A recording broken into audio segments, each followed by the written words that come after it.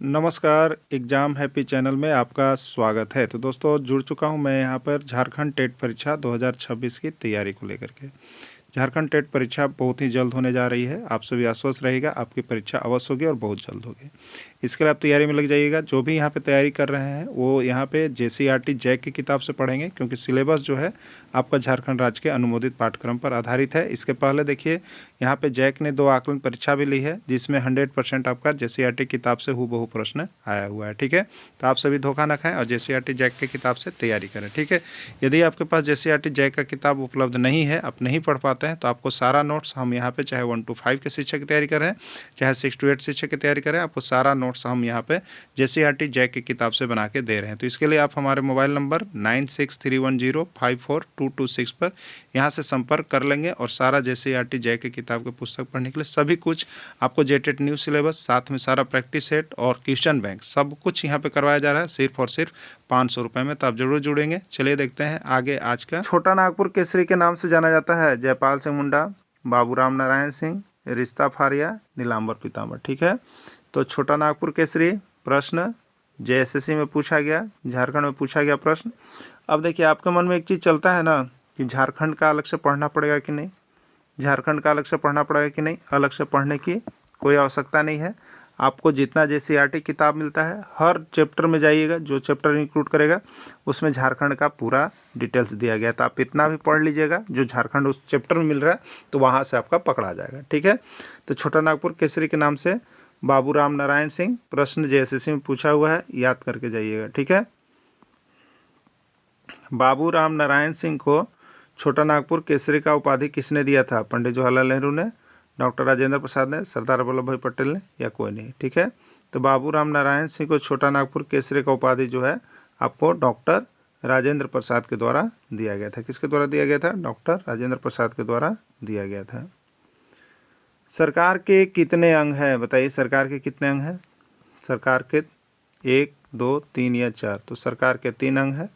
कौन कौन? विधायिका, कार्यपालिका और न्यायपालिका। ठीक है, राइट आंसर सी।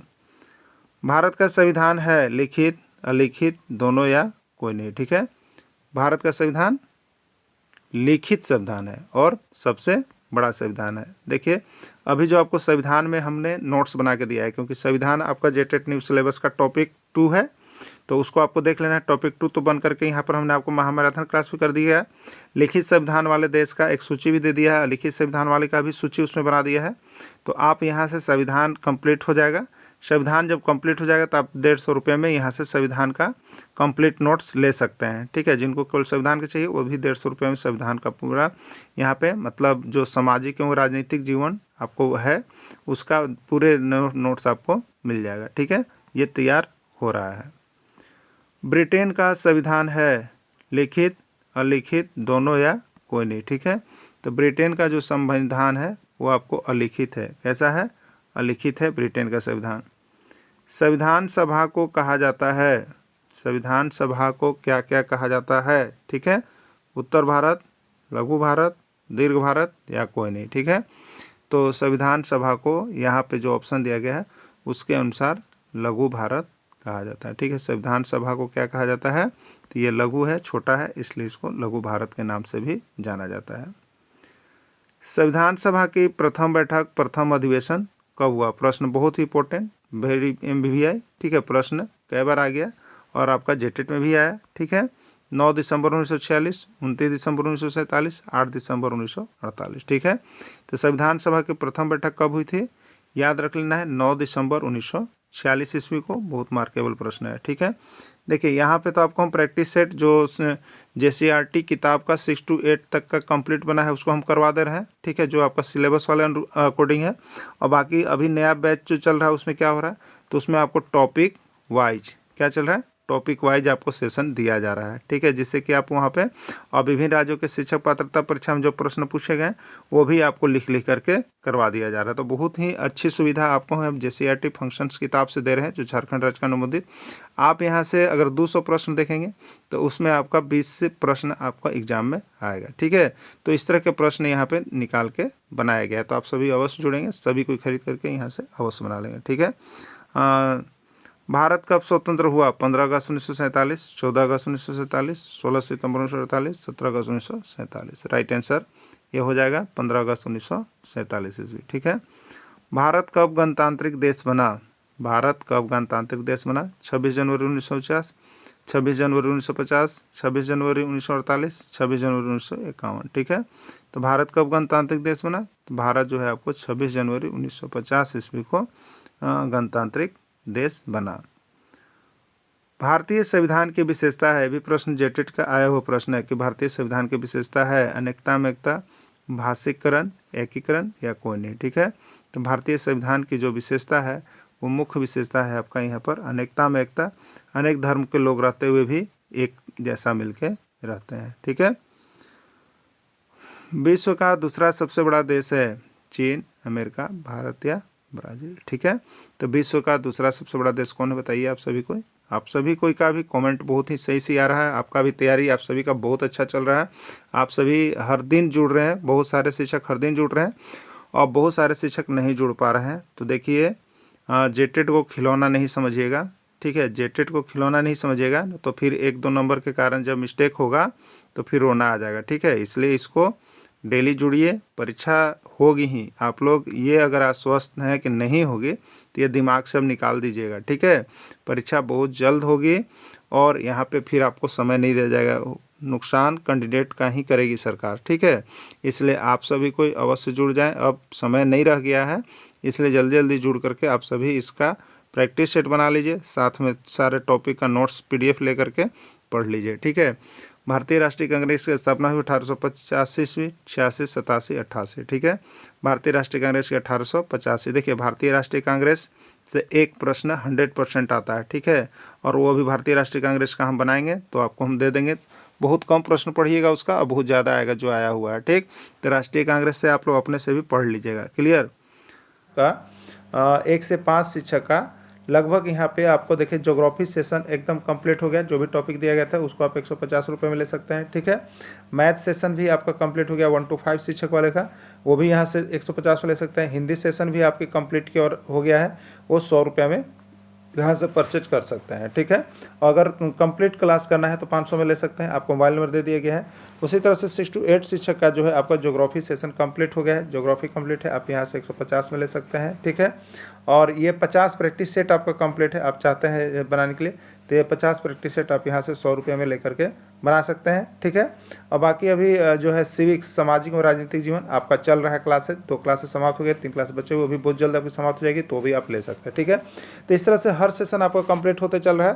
केवल JCERT से उसमें भी चैप्टर नंबर सारा कुछ बताया हुआ है, क्लास बताया हुआ है, आप वहाँ से जाकर एक्स्ट्रा भी पढ़ सकते हैं और प्रश्न यहाँ से बाहर नहीं जाएगा, ये आप 100% गांठ बांध के जाइएगा। ठीक है। कम प्रश्न पढ़ के अधिक अंक उठाना है तो JCERT का नोट्स उससे अच्छा कोई आपको भिड़ने वाला नहीं है, इसलिए बाहर का किताब लेके, बाहर का चैनल देख के आप पढ़ने की कोशिश नहीं कीजिएगा। ठीक है। विश्व में सर्वप्रथम महिलाओं को मत देने का अधिकार किस देश को मिला है? अमेरिका को, इंग्लैंड को, न्यूजीलैंड को, कोई नहीं। ठीक है। तो विश्व में सर्वप्रथम महिलाओं को मत देने का अधिकार जो है आपको कहाँ मिला? तो ये न्यूजीलैंड की महिलाओं को दिया गया था विश्व में सर्वप्रथम वोट देने का, मत देने का अधिकार। ठीक है। अमेरिका में औरतों को वोट देने का अधिकार कब मिला? अमेरिका में औरतों को वोट देने का अधिकार कब मिला? पहले महिला औरतों को वोट नहीं देना पड़ता था, नहीं उनसे करवाया जाता था, लेकिन ये प्रथा फिर शुरुआत हुई और ये अमेरिका में शुरुआत हुई कब? तो ये अमेरिका में शुरुआत हुई महिलाओं के लिए 1920 ईस्वी में। ठीक है। कब हुआ? 1920 ईस्वी में इसका शुरुआत हुआ। ठीक है। चलिए नेक्स्ट, इंग्लैंड में औरतों को वोट देने का अधिकार कब मिला? देखिए इस तरह से देखा, देखिए जब न्यूजीलैंड में महिलाओं को वोट देने का अधिकार मिल गया तो फिर अमेरिका शुरू किया, अमेरिका के बाद इंग्लैंड में भी औरतों को वोट देने का अधिकार मिलने लगा। तो ये कब हुआ था? 1920, 1922, 1928, 1928। ठीक है। कब हुआ था ये बताना आपको। ठीक है। 29-28 है और ये 19-28 है, तो 1928 ईस्वी मिला था। कब मिला था? 1928 ईस्वी में। मुखिया का पद कितने वर्षों के लिए होता है? मुखिया का पद कितने वर्षों के लिए होता है? 5 वर्ष के लिए, 2 वर्ष के लिए, 3 वर्ष के लिए, 4 वर्ष के लिए। ठीक है। मुखिया जो है आपका स्थानीय स्वशासन है, स्थानीय सरकार है, पंचायती सरकार है, इसका जो शासन होता है वो 5 वर्षों के लिए होता है। कितने वर्षों के लिए होता है? 5 वर्षों के लिए होता है। ग्राम सभा की बैठक की अध्यक्षता कौन करता है? ग्राम सभा की बैठक की अध्यक्षता कौन करता है? मुखिया, पंचायत समिति, जिला परिषद, वार्ड सदस्य। ठीक है, तो ग्राम सभा होता है, ग्राम की चीज़ है, पंचायत की चीज़ है, तो इसका बैठक का अध्यक्ष कौन होता है? मुखिया ही होता है। ठीक है, तो इसकी बैठक की अध्यक्षता भी मुखिया ही करता है। भारत में पहली बार पंचायती राज व्यवस्था कहाँ लागू किया गया? भारत में पहली बार पंचायती राज व्यवस्था कहाँ लागू किया गया? राउरकेला, राजस्थान, उत्तर प्रदेश या महाराष्ट्र। ठीक है, तो भारत में पहली बार देखिए पंचायती राज व्यवस्था से एक प्रश्न आपका 101% रहेगा, दिमाग में गांठ बन के जाइएगा। ठीक है सर, पंचायती राज को अच्छी तरह से देख लीजिएगा, नहीं तो इसका आपका जो न्यू सिलेबस बनाया गया है उसमें आपको जो है यहाँ पे जो है स्थानीय स्वशासन एक पार्ट है, स्थानीय सरकार, वो आपको पढ़ना है, जिसमें ग्राम पंचायत और नगर पालिका दोनों को देखना है। ठीक है, उस चैप्टर को भी हम नहीं करवाएं, तो उसमें पूरा 100% आपको हम कंप्लीट करके इसका PDF आपको बना के दे देंगे। ठीक है, और उसको खाली निकाल के पढ़ लेना है, या नहीं तो देखिए जेटेट उतना भी आसान नहीं समझिएगा आप लोग कि प्रिंट निकलवाना, लेकिन आप क्या कीजिए कि डेली जो आपको क्लासेज जा रहा है उसका कम से कम नोट्स अवश्य बनाइए, समय जरूर दीजिए, नहीं समय दीजिएगा पछतावा होगा। ठीक है, इसलिए आप लोग नोट्स बनाइए, लिखिए और पढ़िए, इससे क्या होगा कि बहुत अच्छा आपको मेमोराइज हो जाएगा और याद हो जाएगा। ठीक है, इसलिए कम आप चीप रेट में भी यहाँ से सबसे सस्ते कीमत में PDF लेकर के उसका नोट्स डेली बनाइए, डेली वीडियो देख लीजिए। आप समझिए कहीं भी जाते तो आपको क्या होता है, आने जाने और वहाँ पर पढ़ने और फिर आकर नोट्स बनाना पड़ता है, इतने लोग मेहनत कर रहे हैं। ठीक है, आपको तो ये घर बैठे हमने सुविधा दे रखा है कि आप सभी को कोई दिक्कत परेशानी नहीं है, तो ये समय जो बच रहा है तो आप इसको सस्ते में हल्के में न ले, जेटेट को मौका बार बार नहीं आएगा, आप सभी को अवश्य रूप से डेली लिख करके इसका नोट्स बना लीजिए, आपको अच्छा रहेगा। ठीक है, तो भारत में पहली बार पंचायती राज व्यवस्था कहाँ लागू किया गया था? राउरकेला, राजस्थान, उत्तर प्रदेश या महाराष्ट्र। ठीक है, तो ये कहाँ किया गया था? तो आपका राजस्थान राज्य के नागौर में। ठीक है, याद रखिएगा, प्रश्न यहाँ से हर बार आया है, इस बार भी आएगा। पर्यावरण किस सूची का विषय है? संघ सूची, राज्य सूची, समवर्ती सूची या कोई नहीं? पर्यावरण किस सूची का विषय है? ठीक है, तो कल हमने बताया था यहाँ पे पर्यावरण बताए थे क्या है आपका था कि श्री शिव। ठीक है, क्या था? श्री शिव जानकार है, यही चीज़ हमने कल ही बताया था ना, श्री शिव जानकार है। श्री से क्या था? श्रमिक संघ था। सी से क्या था? शिक्षा और स्वास्थ्य। और व से क्या था? वन और पर्यावरण। और जान से क्या था? जानवर। और कार से क्या था? कारखाना। ठीक है, तो ये सभी चीज़ें जितने भी अभी हमने बताया वो सभी किसका विषय है? समवर्ती सूची का विषय है। ठीक है, समवर्ती सूची का विषय है, तो पर्यावरण उसी में जाता है, समवर्ती सूची में जाता है, राइट आंसर इसका सी हो जाएगा। क्लियर? चलिए अगला देखिए, यहाँ पे नोट्स आपको बना दिए हैं कि शिक्षा, स्वास्थ्य और पर्यावरण, ये तीनों याद रख के जाइएगा, इसी तीनों में से एगो छपेगा आपका एग्जाम में। ठीक है, शिक्षा, स्वास्थ्य और पर्यावरण, ये तीनों में से एगो छपे करेगा, एकदम क्लियर होकर जाइएगा। जिस पर केंद्र और राज्य दोनों सरकार कानून बनाती है, तो यह समवर्ती सूची का विषय है। और ये 1001 बार तीनों प्रश्न, कभी शिक्षा आता है, कभी स्वास्थ्य आता है, कभी पर्यावरण आता है, इसी में से घुमा फिरा के पूछता जरूर है, इसलिए इसको आप लोग 100% क्लियर करके ही जाइएगा। ठीक है, भूमि कृषि पुलिस किस सूची का विषय है? भूमि कृषि पुलिस किस सूची का विषय है? ठीक है, तो यहाँ पे क्या था आपका, देखिए एक ट्रिक हमने आपको बताया था कि कृषि न्याय पूज्य है, कृषि न्याय पूज्य है। ठीक है, कृषि से कृषि, न्याय, पुलिस, ठीक है, जमीन, ये सभी किस सूची का विषय है? तो ये राज्य सूची में आता है। क्या आता है? राज्य सूची का विषय है, कृषि न्याय पूज्य है। ठीक है, सुरक्षा वित्त संचार किस सूची का विषय है? सुरक्षा वित्त संचार किस सूची का विषय है? आपको इसका भी पूरा PDF बना करके तैयार कर दिया गया है जेटेट न्यू सिलेबस के आधार पर। ये संविधान पाठ में पूरा आपको देखना है। ठीक है, इसको बना के आपको ट्रिकी भी दे दिया गया है, बन गया है, आप सभी ले लीजिए, यहाँ से पढ़ लीजिए, एग्जाम में जाने से पहले एक बार अवश्य देखिए, नहीं तो कम नंबर हो सकता है आपका, जैसे ART छोड़ के जा रहे हैं तब। ठीक है, यहाँ से बढ़िया आपको हैंड रिटेन नोट्स डेली बन रहा है, डेली आपको प्रोवाइड किया जा रहा है, जाके नोट्स बनाइए, पढ़िए, सबसे बेस्ट ऑप्शन घर बैठे आपकी तैयारी हो जाएगी। ठीक है, सुरक्षा वित्त संचार किस सूची का विषय है? संघ सूची, राज्य सूची, समवर्ती सूची या कोई नहीं? ठीक है, ये सुरक्षा जो है, संघ जो है, ये वित्त जो है, संचार जो है, ये सारा कुछ संघ सूची का विषय है, जिस पर केंद्र सरकार कानून बनाती है। संघ सूची पर कौन सरकार? केंद्र सरकार। ठीक है, राज्य सूची पर राज्य सरकार और समवर्ती सूची पर केंद्र और राज्य दोनों का अधिकार होता है। लेकिन अगर लड़ाई होता है तो उस पर सर्वोच्च कौन रहेगा, कौन बनाएगा? केंद्र सरकार ही बनाती है। पूरे ये सूची वाला पढ़ के जाइएगा, उसका विषय का भी हमने उसमें नोट्स दे दिया है कि किस सूची में कितने विषय हैं, सब कुछ देखते जाइएगा। ठीक है, भारत में किसका पद सर्वोच्च होता है? राष्ट्रपति का, उपराष्ट्रपति का, प्रधानमंत्री का, या कोई नहीं? भारत में किसका पद सबसे सर्वोच्च माने सबसे ऊंचा पद भारत में किसका है? ठीक है, भारत में सबसे ऊंचा पद किसका है? तो आपका राष्ट्रपति का है। ठीक है, किसका सर्वोच्च पद होता है? राष्ट्रपति का पद जो होता है सबसे सर्वोच्च होता है भारत में। राष्ट्रपति का चुनाव कितने वर्षों के लिए होता है? राष्ट्रपति का चुनाव कितने वर्षों के लिए होता है? 4 वर्ष, 5 वर्ष, 6 वर्ष, या कोई नहीं? ठीक है, तो राष्ट्रपति का चुनाव जो है आपका 5 वर्ष के लिए होता है। कितने वर्ष के लिए होता है राष्ट्रपति का चुनाव? तो राष्ट्रपति का चुनाव आपका 5 वर्ष के लिए होता है। ठीक है, चलिए नेक्स्ट है, भाषण तथा अभिव्यक्ति की स्वतंत्रता किस अनुच्छेद में शामिल है? अनुच्छेद 19, अनुच्छेद 20, अनुच्छेद 21, या कोई नहीं? ठीक है, भाषण तथा अभिव्यक्ति की स्वतंत्रता अनुच्छेद 19 में है। देखिए आपका एक टॉपिक बनाया गया है सामाजिक और राजनीतिक जीवन में, जेटेट न्यू सिलेबस में, जहाँ पर ये आएगा आपको आया है उसमें। देखिए मौलिक अधिकार, ठीक है, क्या है? मौलिक अधिकार और मौलिक कर्तव्य, ये दो अलग से टॉपिक पढ़ने हैं। ठीक है, ये अलग से पढ़ने हैं, ये दोनों टॉपिक आपको अलग से PDF दिया जाएगा जिसमें ये सारी चीज़ शामिल हो जाएंगे। ठीक है, तो उसका ऑब्जेक्टिव भी रहता है और उसमें जो है आपका क्या रहेगा, ऑब्जेक्टिव के साथ साथ उसमें आपका ट्रिकी भी उसमें जुड़ा हुआ रहता है। साथ में क्या होता है, तो साथ में आपका सब्जेक्टिव भी बनाया रहता है, जहाँ जैसा जरूरी है, किस राज्य में आया है वो भी बताया हुआ रहता है बहुत अच्छे तरीके से। तो आप सभी को आवश्यकता है सिर्फ यहाँ जुड़ करके पढ़ने की। ठीक है, चलिए नेक्स्ट है, राष्ट्रपति के द्वारा किनकी नियुक्ति की जाती है? राष्ट्रपति के द्वारा किनकी नियुक्ति की जाती है? प्रधानमंत्री, राज्यपाल, उच्चतम न्यायालय, उच्च न्यायालय, सभी। ठीक है, तो यहाँ पे देखिए प्रधानमंत्री का नियुक्ति भी किसके द्वारा किया जाता है? राष्ट्रपति के द्वारा।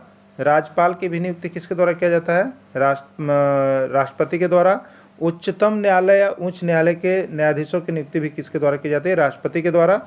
इसलिए इसका राइट आंसर डी हो जाएगा, सभी हो जाएगा। ठीक है, चलिए नेक्स्ट देखिएगा, आपात स्थिति में पूरे देश का बागडोर किसके हाथ में होता है? आपात स्थिति में पूरे देश का बागडोर कौन संभालता है, आपको बताना है। ठीक है, जब मान लीजिए कि आपके देश में आपात लग गया, ठीक है, आपातकालीन लग गया, राष्ट्रपति शासन लागू हो गया, उस समय पूरे देश का बागडोर कौन संभाल रहा होता है? ठीक है, उस समय तो यहाँ पे सभी संसद ये सब क्या होते हैं, खत्म हो जाते हैं, समाप्त हो जाते हैं, तो उसमें कौन संभाल रहा होता है, भंग हो जाता है, तो ये आपका राष्ट्रपति। ठीक है, आपात स्थिति में राष्ट्रपति जो होता है वो शासन संभालते हैं। ठीक है, सुप्रीम कोर्ट के न्यायाधीशों की सेवानिवृत्ति उम्र कितनी होती है? जो सुप्रीम कोर्ट के न्यायाधीश हैं उनकी सेवानिवृत्ति उम्र कितनी है? 60 वर्ष, 62 वर्ष, 65 वर्ष, या 70 वर्ष। ठीक है, तो जो सुप्रीम कोर्ट हैं उसके या हाई कोर्ट हैं उसके न्यायालय के न्यायाधीशों की सेवानिवृत्ति उम्र जो है आपका 65 वर्ष है। ठीक है, कितना है? 65 वर्ष है। सबसे बड़ा लोकतांत्रिक देश है? विश्व का सबसे बड़ा लोकतांत्रिक देश है अमेरिका, भारत, ब्राज़ील, या कोई नहीं? ठीक है, तो विश्व का सबसे बड़ा लोकतांत्रिक देश कौन है? तो विश्व का सबसे बड़ा लोकतांत्रिक देश आपका भारत है। ठीक है, विश्व का सबसे बड़ा लोकतांत्रिक देश भारत है। यंग इंडिया नामक पुस्तक किसने लिखा? देखिए बहुत बारी प्रश्न आया है, बहुत ही MBBI प्रश्न है, JSSC में भी आया है, जेटेट में भी आया है। ठीक है, यंग इंडिया नामक पुस्तक किसने लिखा? पंडित जवाहरलाल नेहरू, डॉक्टर राजेंद्र प्रसाद, भीमराव अंबेडकर, महात्मा गांधी। ठीक है, तो यंग इंडिया नामक पुस्तक किसने लिखा है? महात्मा गांधी ने लिखा है। बहुत बार प्रश्न आया है, इसको पढ़ के जाइएगा। नगर परिषद का गठन प्रायः वैसे क्षेत्रों में किया जाता है जहाँ की आबादी होती है। ठीक है, देखिए अभी आपका सिलेबस क्या है? एक स्थानीय स्वशासन। ठीक है, स्थानीय स्वशासन। स्थानीय स्वशासन में क्या पढ़ना है आपको? तो यही पंचायत पढ़ना है आपको, पंचायत के लिए, और यहाँ पर पढ़ना है नगर पालिका के लिए और नगर परिषद के लिए। ये 3 चीज़ जो स्थानीय स्वशासन में आपको देखना है, जहाँ से प्रश्न 2 गो रहेगा, 2 गो फिक्स रहेगा। ठीक है, तो नगर परिषद का गठन कैसे किया, कहाँ पर किया जाता है? तो नगर परिषद का गठन प्राय वैसे क्षेत्रों में किया जाता है जहाँ की आबादी 40,000 से अधिक और 1.5 लाख से कम होती है। देखिए इसको बढ़ाया भी जा सकता है, लेकिन अभी इसका ये किताब में आपका जिक्र किया गया है। नगर पंचायत की स्थापना वैसे क्षेत्रों में की जाती है जहाँ की आबादी होती है 12,000 से 40,000 के बीच, 40,000 से 1.5 लाख से कम, 50,000 से अधिक कोई नहीं। ठीक है, तो नगर पंचायत की स्थापना कैसे वैसे क्षेत्रों में की जाती है जहाँ की आबादी होती है, कितनी होती है? ठीक है, तो वहाँ की आबादी आपका होता है कितना? 12,000 से 40,000 के बीच होना चाहिए नगर पंचायत की स्थापना के लिए। ठीक है, पंचायती राज व्यवस्था के सुधार हेतु गठित प्रमुख समितियां कौन कौन है? देखिए पंचायती राज व्यवस्था जो हमारे त्रिस्तरीय है उसमें सुधार के लिए समिति बनी हुई है। कौन कौन समिति है? बलवंत राय समिति, अशोक मेहता समिति, ए और बी दोनों, या कोई नहीं। ठीक है, तो पंचायती राज व्यवस्था के सुधार हेतु दोनों समितियां बनी है, बलवंत राय मेहता समिति और अशोक मेहता समिति बना हुआ है। ठीक है, उच्चतम न्यायालय या उच्च न्यायालय के न्यायाधीशों की हटाया जा सकता है। ठीक है, तो आप लोगों ने देखा था कि उच्चतम न्यायालय हो या उच्च न्यायालय, उसके न्यायाधीश की नियुक्ति कौन करते हैं? राष्ट्रपति। ठीक है, उसके न्यायाधीश की नियुक्ति कौन करते हैं? राष्ट्रपति। लेकिन अब क्या राष्ट्रपति उनको हटा भी सकते हैं जब नियुक्ति कर रहे हैं? तो ये गलत है। ठीक है, उच्चतम न्यायालय उच्च न्यायालय के न्यायाधीश की नियुक्ति राष्ट्रपति करेंगे, लेकिन राष्ट्रपति को हटाने का पावर नहीं दिया गया है। ठीक है, तो कैसे होता है?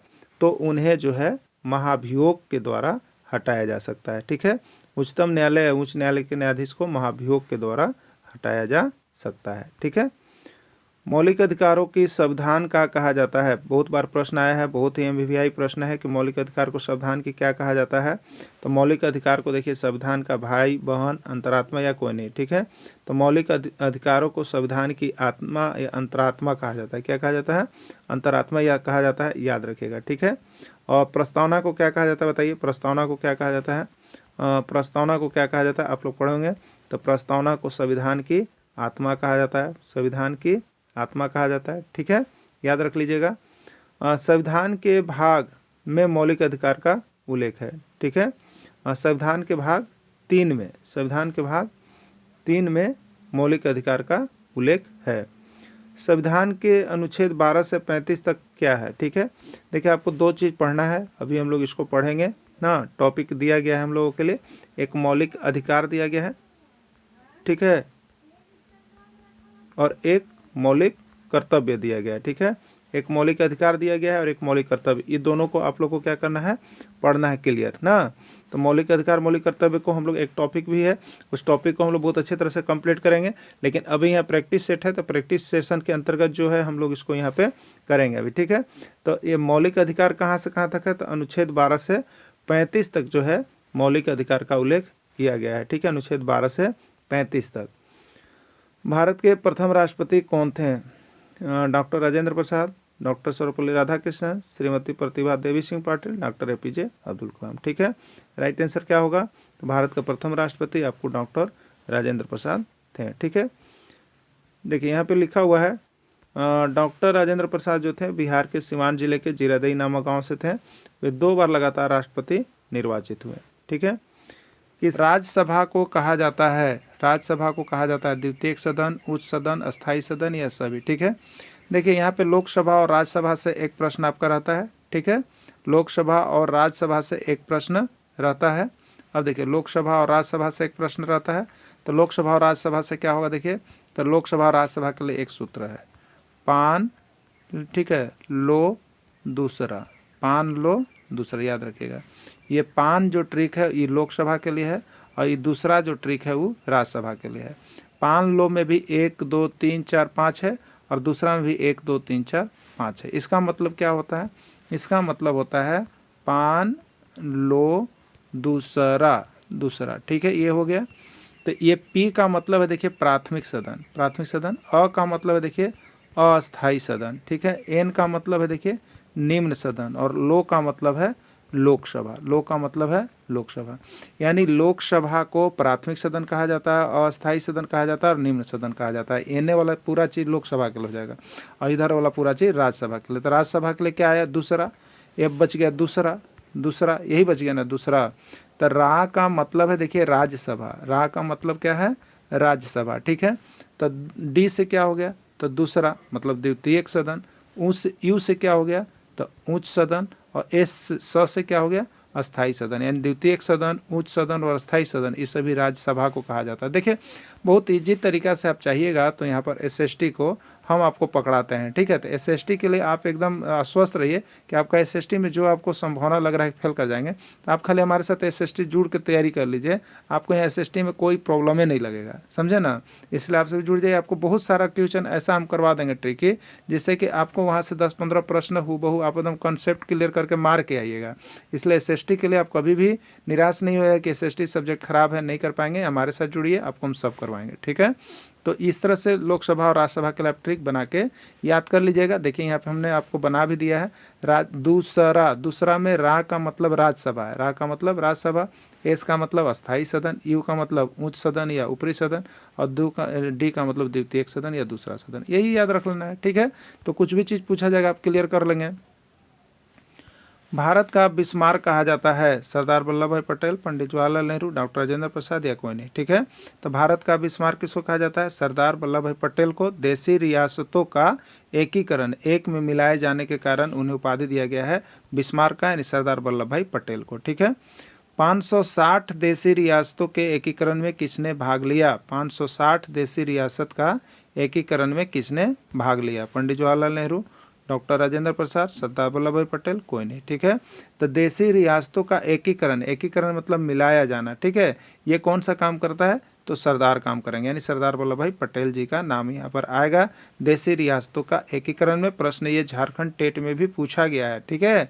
देशी रियासतों का एकीकरण से प्रश्न पूछा गया है, ये सरदार वल्लभ भाई पटेल का। देखिए आपको बताते हैं, आप अगर 2016 की बात कर रहे हैं या 2012 की, तो आप अगर सीधे किताब की ओर आप रुख कीजिएगा जब JCERT का, तो आप देखिएगा यहाँ पर 70% तो एकदम बीच बीच से किताब का पूरा निचोड़ ही दे दिया गया है, लेकिन 30% प्रश्न में थोड़ा सा ज़्यादा JCERT को देखना पड़ता है, लेकिन यहाँ से पासिंग मार्क्स सबका कंठस्थ हो जाता है, ठीक है, कंप्लीट हो जाता है।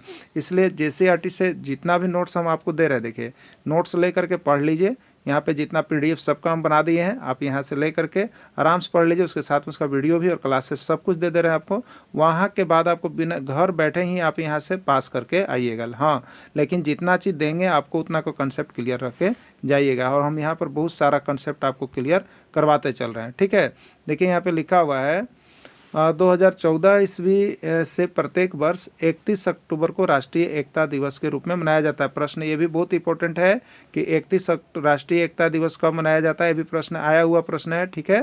तो 31 अक्टूबर को राष्ट्रीय एकता दिवस के रूप में मनाया जाता है, क्योंकि 31 अक्टूबर को भारत के प्रथम गृह मंत्री सरदार वल्लभ भाई पटेल का जन्म दिवस है।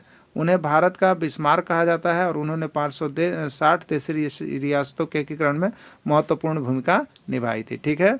तो राष्ट्रीय एकता दिवस सरदार वल्लभ भाई पटेल के नाम है और 31 अक्टूबर है, ठीक है। याद रखिएगा 31 अक्टूबर बहुत महत्वपूर्ण तिथि है आपका JTET पास करने के लिए, ठीक है। प्रारंभ में संविधान में कितने मौलिक अधिकार थे?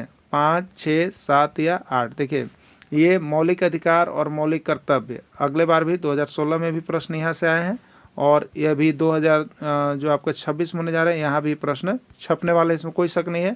और आपका जो JTET का न्यू सिलेबस बनाया गया है, तो उसमें आप देखिएगा एक टॉपिक ही दिया गया है आपको, मौलिक अधिकार और मौलिक कर्तव्य, तो उसको देख लेना है। किताब में भी दिया हुआ है, वो बता देंगे किस किताब में है, कौन चैप्टर में है, सब कुछ हम बता देंगे। जो हमारा PDF बन रहा है उसमें आपको किताब का चैप्टर भी हम बता देते हैं, कि आप वहाँ जा करके ज़्यादा अच्छा चाहते हैं तो वहाँ से भी पढ़ लीजिए, बाकी तो हम आपको बना के दे ही रहे हैं, ठीक है। तो ये एक अलग टॉपिक है जो आपको बहुत जल्द यहाँ पे निकल के आएगा। तो प्रारंभ में देखिए 7 मौलिक अधिकार थे, ठीक है, लेकिन अभी वर्तमान में 6 मौलिक अधिकार हैं। तो 7वां में एक था देखिए संपत्ति का अधिकार, इसको जो है हटा दिया गया मौलिक अधिकार की श्रेणी से, तो अब कितने बच गए? 6 बच गए, यानी संपत्ति के अधिकार को मौलिक अधिकार की श्रेणी से हटा दिया गया, ठीक है। तो प्रारंभ में कितने मौलिक अधिकार थे? तो यहाँ पर राइट आंसर C हो जाएगा, 7, ठीक है। वर्तमान में भारतीय संविधान में कितने मौलिक अधिकार हैं? 5, 6, 7 या 8? ठीक है। तो वर्तमान में भारतीय संविधान में कितने मौलिक अधिकार हैं आपका? तो वर्तमान में 6 मौलिक अधिकार हैं। क्लियर? किस अधिकार को मौलिक अधिकार की श्रेणी से हटा दिया गया है? स्वतंत्रता का, समानता का अधिकार, संपत्ति का अधिकार, कोई नहीं। तो अभी हमने आपको बताया था कि संपत्ति का अधिकार जो है उसको मौलिक अधिकार की श्रेणी से हटा दिया गया है, ठीक है। नगर निगम का गठन वैसे नगरों में होती है जहाँ की आबादी होती है। नगर निगम का गठन वैसे नगरों में होती है जहाँ की आबादी होती है। 1,40,000, 1,50,000, 1,60,000 कोई नहीं, ठीक है। तो नगर निगम का गठन वैसे जहाँ की आबादी 1,50,000 होती है वैसे क्षेत्रों में की जाती है। नगर निगम के प्रमुख होते हैं पदाधिकारी कौन कौन होते हैं? नगर निगम में पदाधिकारी कौन कौन होते हैं? मेयर होते हैं, महापौर, उप मेयर, उप महापौर, प्रशासकीय पदाधिकारी या सभी, ठीक है। तो नगर निगम के जो पदाधिकारी होते हैं उसमें मेयर का भी नाम है, उप मेयर का भी नाम है, प्रशासकीय अधिकारी का भी, यानी D राइट आंसर सभी हो जाएगा, ठीक है। मेयर का चुनाव होता है, मेयर का चुनाव होता है प्रत्यक्ष मतदान, अप्रत्यक्ष मतदान, शासकीय विधि या कोई नहीं। ठीक है, देखिए भारत में जो चुनाव की प्रक्रिया है वो तो अप्रत्यक्ष है, लेकिन यहाँ पे देखिए बात कर रहा है ओनली फॉर मेयर। ठीक है, तो आपको बता देते हैं बहुत से राज्य में मेयर का चुनाव जो है प्रत्यक्ष विधि से होता है और बहुत से राज्य में अप्रत्यक्ष विधि से होता है। ठीक है, तो देखिए अप्रत्यक्ष विधि से मेयर का चुनाव कहाँ कहाँ होता है उसको आपको लिस्टेड कर लीजिएगा। हाँ ठीक है, तो अप्रत्यक्ष विधि से जो है मेयर का चुनाव जो है आपको भारत के राज्य जैसे महाराष्ट्र, गुजरात, कर्नाटक और दिल्ली में होता है। यहाँ पर चुनाव जो है अप्रत्यक्ष रूप से होता है। ठीक है, लेकिन कुछ जगह ऐसे हैं, कुछ राज्य ऐसे हैं जहाँ पर मेयर का चुनाव जो है प्रत्यक्ष विधि से होता है। तो ठीक है, तो मेयर का चुनाव अब हम यहाँ पर बात करेंगे तो ये झारखंड राज्य की हम बात कर रहे हैं। ठीक है, तो झारखंड हो गया, उत्तर प्रदेश हो गया, बिहार हो गया, मध्य प्रदेश हो गया, झारखंड हो गया, छत्तीसगढ़, हरियाणा, उड़ीसा, तेलंगाना और उत्तराखंड, ये सभी जगहों पर मेयर का चुनाव जो होता है वो आपका प्रत्यक्ष मतदान विधि से होता है। ठीक है, प्रत्यक्ष मतदान विधि के द्वारा मेयर का चुनाव होता है। क्लियर, तो ये जगहों पर प्रत्यक्ष अप्रत्यक्ष दोनों होता है, लेकिन आप यहाँ पर प्रत्यक्ष मतदान विधि को करेंगे। भारत का संविधान लागू हुआ 26 नवंबर 1949, 26 जनवरी 1950, 26 नवंबर 1949 और कोई नहीं। ठीक है, तो 26 नवंबर यहाँ पर देखिएगा 26 जनवरी 1950 को लागू किया गया था और आज तारीख 26 नवंबर 1949 ईस्वी को क्या किया था, एकीकृत द्वारा अंगीकृत, स्वीकृत और अधिनियमित किया गया था। तो यहाँ पर लागू किया गया पूछ रहा है तो 26 जनवरी 1950 आपको मारना है। ठीक है, भारतीय संविधान का निर्माण होने में कितना समय लगा, भारतीय संविधान का निर्माण होने में कितना समय लगा, 2 वर्ष 11 महीने 18 दिन, 2 वर्ष 10 महीने 15 दिन, 3 वर्ष या कोई नहीं। ठीक है, तो भारतीय संविधान का निर्माण होने में 2 वर्ष 11 महीना 18 दिन लगा है। ये भी प्रश्न बहुत बार पूछा गया है, हो सके आपका भी एग्जाम में आ जाए। ठीक है, देखिए आपको यहाँ पर 50 प्रैक्टिस सेट हम दे रहे हैं। अगर जिनको केवल प्रैक्टिस सेट चाहिए तो 100 रुपया में यहाँ पर सामाजिक विज्ञान का प्रैक्टिस सेट ले सकते हैं। ठीक है, और यहाँ से प्रैक्टिस कर सकते हैं। सारे इंपॉर्टेंट प्रश्न इसमें केवल समाहित किया गया है। ठीक है, देश का संवैधानिक प्रधान होता है राष्ट्रपति, प्रधानमंत्री, उपराष्ट्रपति या कोई नहीं। देश का संवैधानिक प्रधान कौन होता है, तो देश का संवैधानिक प्रधान जो है आपका राष्ट्रपति होता है। ठीक है, कौन होता है, राष्ट्रपति होता है।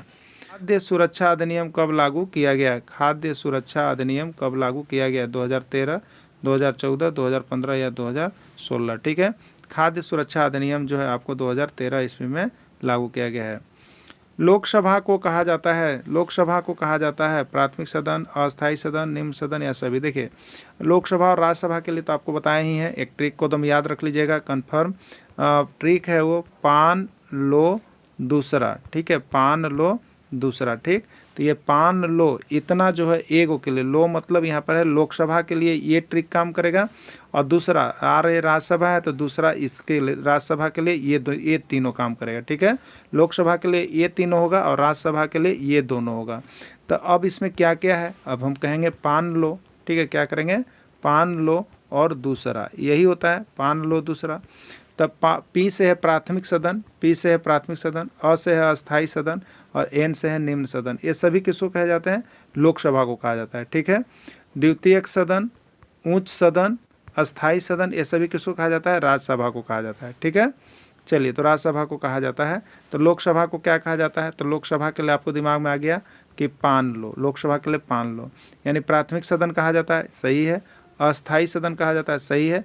एन मतलब निम्न सदन कहा जाता है, सही है, यानी राइट आंसर डी हो जाएगा, सभी हो जाएगा। ठीक है, बाकी यहाँ पर देखिए आपको ट्रिक हमने दे दिया है, पान लो, पी से प्राथमिक सदन, अ से अस्थायी सदन, एन से निम्न सदन और ए लो का मतलब है लोकसभा। ए लो का मतलब क्या है, लोकसभा, याद रख लीजिएगा।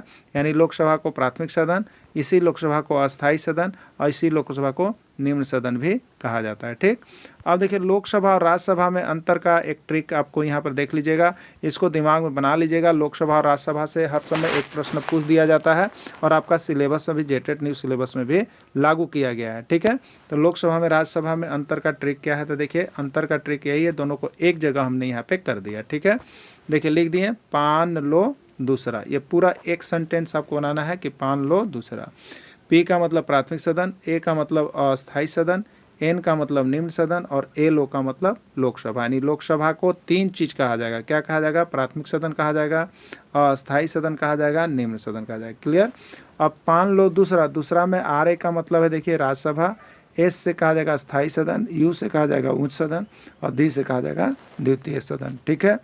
तो ये सभी पान वाला जो है किसको कहा जाता है? पान वाला लोकसभा को कहा जाता है और दूसरा वाला किसको कहा जाता है? राज्यसभा को कहा जाता है। ठीक है।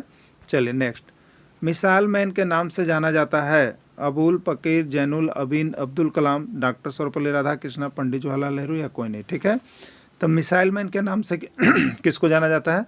तो मिसाइल मैन के नाम से APJ अब्दुल कलाम को जाना जाता है। ठीक है। APJ अब्दुल कलाम को जाना जाता है। ठीक है। तो ये अब्दुल पकीर जैनुल अब्दीन अब्दुल कलाम के नाम से जाना जाता है। राइट आंसर ये होगा। ठीक है। इनमें किन्हें निर्विरोध राष्ट्रपति के रूप में चुना गया था? ये कौन इसमें ऐसे हैं जो निर्विरोध राष्ट्रपति के रूप में चुना हुआ था? पंडित जवाहरलाल नेहरू, नीलम संजीव रेड्डी, डॉक्टर राजेंद्र प्रसाद या कोई नहीं। ठीक है। तो निर्विरोध राष्ट्रपति किसको चुना गया था? तो नीलम संजीव रेड्डी ऐसे एकमात्र राष्ट्रपति थे जिन्हें निर्विरोध रूप से चुना गया था। याद नाम रखिएगा, नीलम संजीव रेड्डी का। ठीक है। भारत की प्रथम महिला राष्ट्रपति कौन थी? भारत की प्रथम महिला राष्ट्रपति कौन थी? डॉक्टर सरोजिनी नायडू, श्रीमती इंदिरा गांधी, श्री प्रतिभा देवी सिंह पाटिल या कोई नहीं। ठीक है। तो भारत की प्रथम महिला राष्ट्रपति जो है श्रीमती प्रतिभा देवी सिंह पाटिल है। एक नाम अब और जुड़ गया है, भारत की प्रथम आदिवासी महिला राष्ट्रपति। देखिए आदिवासी, जब आदिवासी पहली महिला राष्ट्रपति का नाम पूछ देगा तो अभी आपके यहाँ पर नाम आपको देना होगा श्रीमती द्रौपदी मुर्मू जी का। ठीक है। चलिए नेक्स्ट देखिएगा यहाँ पे। प्रारंभ में मौलिक कर्तव्य की संख्या कितनी थी? 6, 10, 9 या 11। ठीक है। तो प्रारंभ में जो भारतीय नागरिक को मौलिक कर्तव्य दिया गया था उनकी संख्या 10 थी, लेकिन अभी वर्तमान में मौलिक कर्तव्य की संख्या 11 हो गया है। ठीक है। कितना हो गया है? 11 हो गया है। ठीक। यही प्रश्न यहाँ भी है कि वर्तमान में मौलिक कर्तव्य संख्या कितनी है? तो राइट आंसर हो जाएगा 11। क्लियर। वर्तमान में मौलिक कर्तव्य संख्या कितनी है? तो राइट आंसर हो जाएगा 11। और पहले कितना था? तो राइट आंसर हो जाएगा 10। दोनों क्लियर हो गया होगा ना। इसमें शिक्षा का जो अधिकार है उसको मौलिक कर्तव्य की श्रेणी में जोड़ दिया गया है। ठीक है। जिसका नीचे भी जिक्र है। 11वां मौलिक कर्तव्य में क्या जोड़ा गया है? पहले 10 को मौलिक कर्तव्य हुआ करता था। ठीक है। लेकिन फिर एक 11वां बढ़ा, 11वां मौलिक कर्तव्य बढ़ा। इस मौलिक कर्तव्य में क्या किया गया है? तो 11वां मौलिक कर्तव्य में क्या जोड़ा गया है? तो राइट आंसर इसका ए होगा। 6 से 14 वर्ष के बच्चों को निःशुल्क एवं अनिवार्य शिक्षा को लागू करना जो है 11वां मौलिक कर्तव्य का है। ठीक है। किस अनुच्छेद में 6 से 14 वर्ष के बच्चों को निःशुल्क एवं अनिवार्य शिक्षा का उल्लेख किया गया है? प्रश्न ये छपा हुआ था, ये जेटेट का भी प्रश्न है। ठीक है। तो अनुच्छेद 21 क में जो है कि आपको यहाँ पे 6 से 14 वर्षों के बच्चों के लिए निःशुल्क एवं अनिवार्य शिक्षा का प्रावधान का उल्लेख किया गया है। ठीक है। नगर निगम की बैठक की अध्यक्षता कौन करता है? जो हमारा म्यूनसिपैलिटी होता है, नगर निगम होता है, उसकी जो है यहाँ पे अध्यक्षता कौन करता है? मेयर, उप मेयर, वार्ड सदस्य या कोई नहीं। ठीक है। तो नगर निगम की बैठक की अध्यक्षता जो करता है वो आपका मेयर कर रहा होता है। कौन कर रहा होता है? मेयर कर रहा होता है। मेयर की अनुपस्थिति में बैठक की अध्यक्षता कौन करेगा? जब मेयर अनुपस्थित रहेंगे तो उस समय बैठक की अध्यक्षता कौन करेगा? मेयर, उप मेयर, DDC या वार्ड सदस्य। ठीक है। तो मेयर जब अनुपस्थित रहेगा तो उस समय उस बैठक की अध्यक्षता जो है आपका उप मेयर के द्वारा किया जाएगा।